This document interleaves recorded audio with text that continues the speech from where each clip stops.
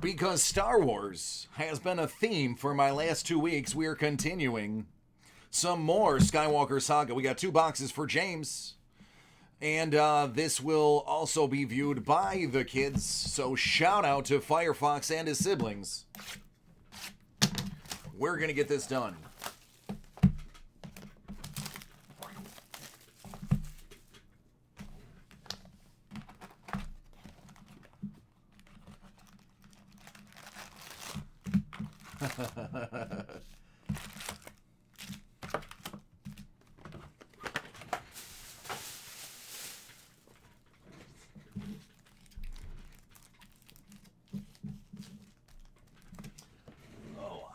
Yep, your other box is full, so time for a new box.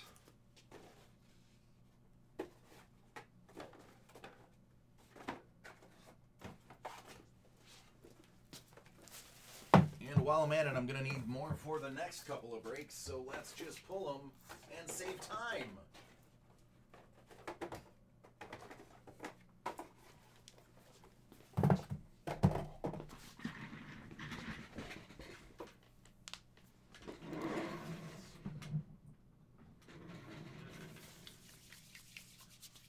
There you go.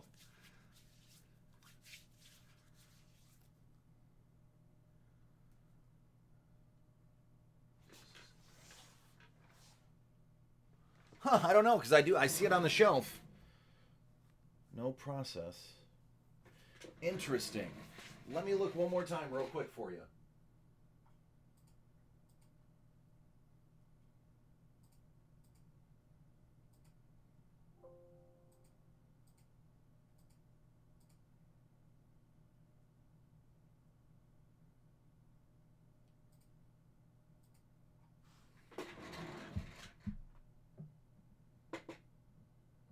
Sorry, man, don't see anything on my end.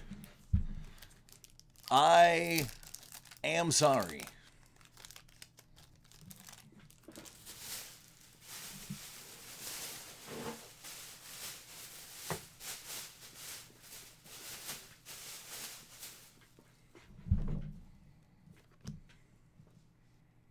There we go. Got to get my spacing right. Oh, we have the hit in the very first one. We do. The very first pack. It's out of 50. Biggs Darklighter. Right off the get.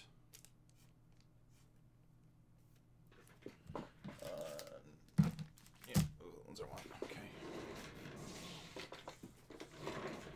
I'm going to need tons of these.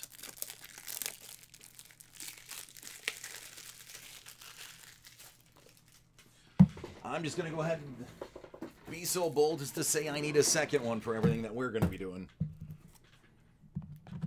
All right, Biggs Darklighter.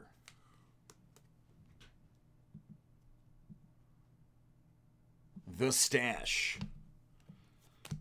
The sweet, sweet stash of Biggs Darklighter. He and Garden Minshew would be the best of friends.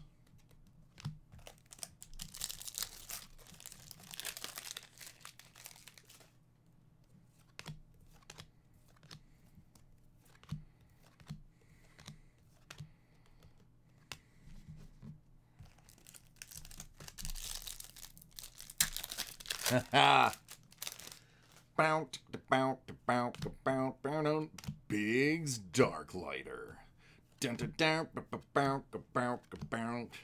In Star Wars.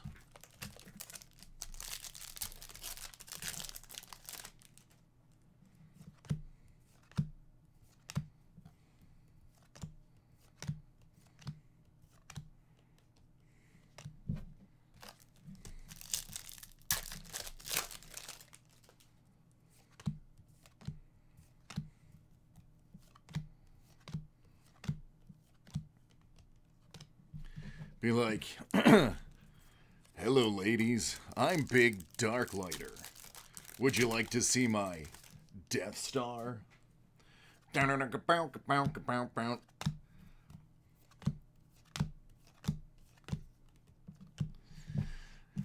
gotta walk that fine line. Can't go too big, but I could easily do a whole production in my head of exactly how that would go if this was just a little bit later on the West Coast. What I need to do in my spare time, if I ever get spare time, is I just need to go ahead by Flash Gordon. I need to just go ahead and start a podcast. I have a feeling I would get a following if I did a podcast. Something tells me people may like to hear what I have to say when I'm not constrained by work.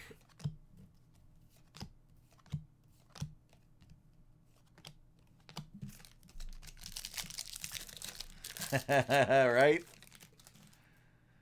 Okay, so yeah, Mike, Mike is dying for these stories. So while we're doing this, since right now we're hunting for hit number 2 and some low number cards. When I was in the Navy, I was a doorman at a gentleman's club. And I always say that that is one of the jobs that taught me more about the human species and the human condition than any other job I've ever done in my entire life. And I was in human resources before, which those two are about as far apart from each other as they can get. So I was just the doorman. My job was to just check IDs because it was required that everybody had an ID. But the bar / gentleman's club, which was more a bar than a gentleman's club, was owned by the Outlaws Motorcycle Company. Honestly, I'm going to be real. Some of the nicest guys I ever met. They were very cool and respectful to me. That I never saw any shenanigans. They were pretty cool. So this was in 99/2000. /2001, actually, now that I think about it. Oh, we got a out of 25 here. Anakin Skywalker returns out of 25. And you'll learn a lot when you're watching people. And I mean that in the literal way, not what they were doing on the stage, but just seeing how people interact with other people when pheromones and money are on the line. You learn quite a bit about how people work, what makes them tick, what people want and what people expect versus what they get and how they deal with it.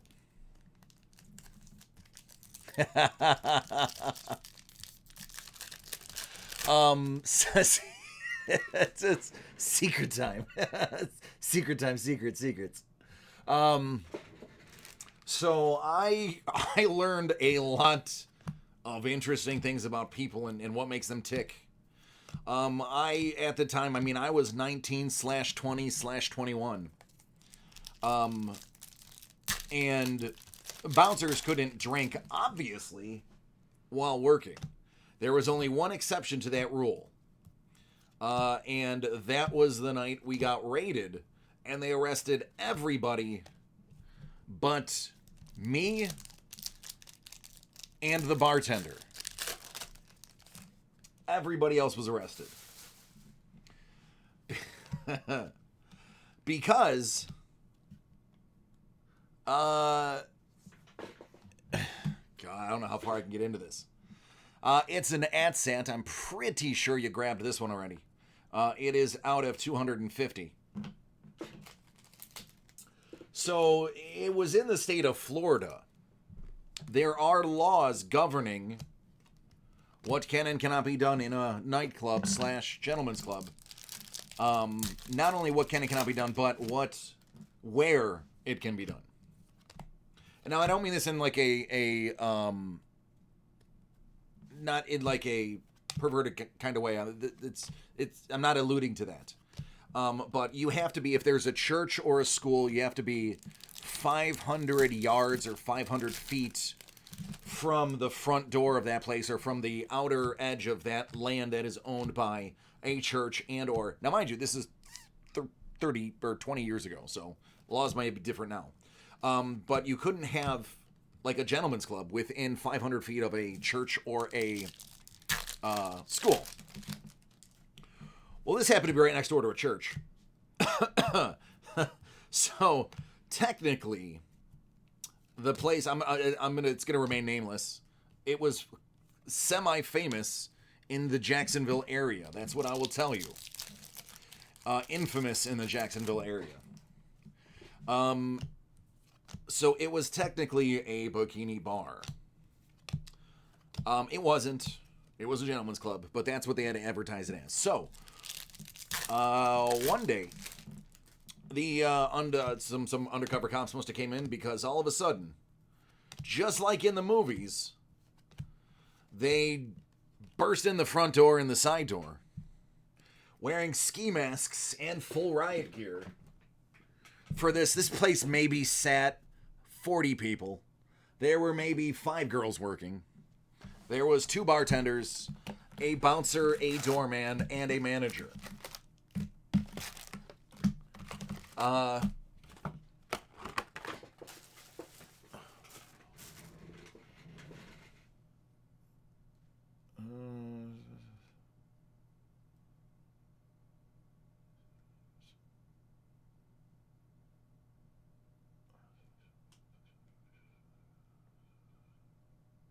Yeah, lightning, yeah.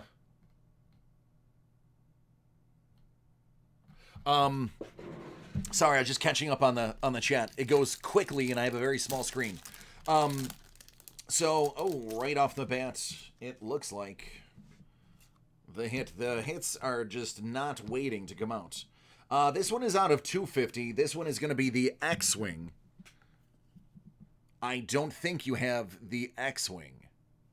I think you have the A, but don't quote me on that. But that's out of 250. So they come busting in. They say, arrest all the girls. All the girls. All of them. They tried to take the bartender because the bartender broke some law in Florida. It wasn't like, it was just some random type of law that was obscure. But they were trying to get everybody. They were trying to shut the place down. So wow, there's the hits, both hits, right in the first 2 packs. It's Katie Cartwheel or Rio Durant. May have seen this one before. I think you have one.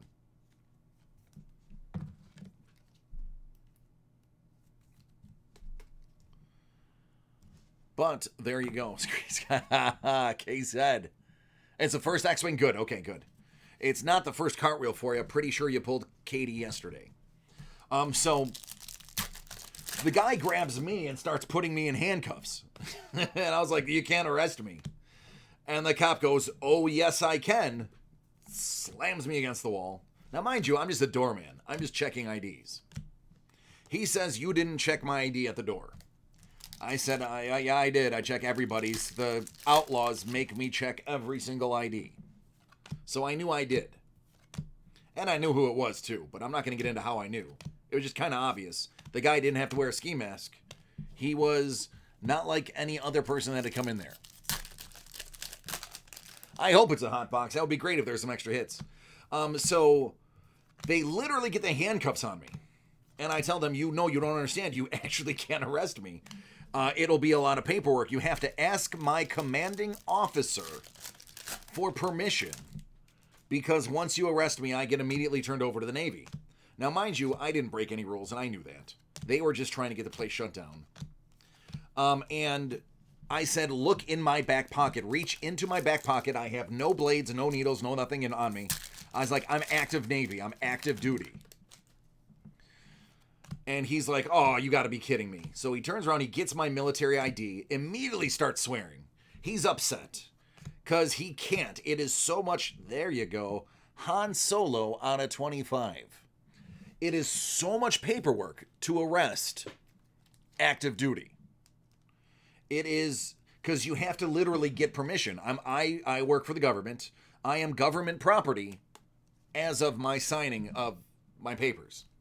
So they have to seek permission and fill out this whole thing. Mind you, they have me on nothing. They know this. They were going to book me for breaking some stupid law that wasn't even a felony. It was like not checking ID. It was a misdemeanor fine. No, nothing. And again, we have video cameras on our door. I absolutely checked everybody's ID. And because this person was unique in the situation, I knew who it was. So I knew I had checked it. Anyway. So he gets all mad. And he is like, you are lucky today. I'm like, yeah, okay, whatever. So they take everybody out. They go to arrest the bartender. At the time, I was very good friends with the bartender. And I was like, you can't arrest her. You don't understand. She is an independent contractor. So she has nothing to do with this place. If she didn't break any laws, you can't take her just because she's a female. And they were arresting all the girls. I was like, I know she didn't get on stage because she's a bartender. That's all she does. She serves drinks. She does not do the stage. I said, that's an independent contractor, so there's no way she did anything. So they left the bartender. Well, the manager, seeing them come in the door, managed to slip out the back. He disappears. So it's literally me now and this bartender. And they're like, hey, what are we going to do? It is 11 o'clock. We still have 3 more hours. So when everybody drives away, the manager saunters in as if he'd been there the whole time and calls up one of the partner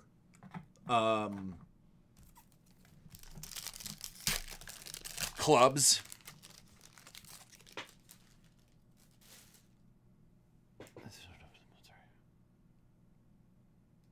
Got it. Okay, thanks, Lightning. Yeah, I'm sure things have changed. I mean, like I said, this was in 2000.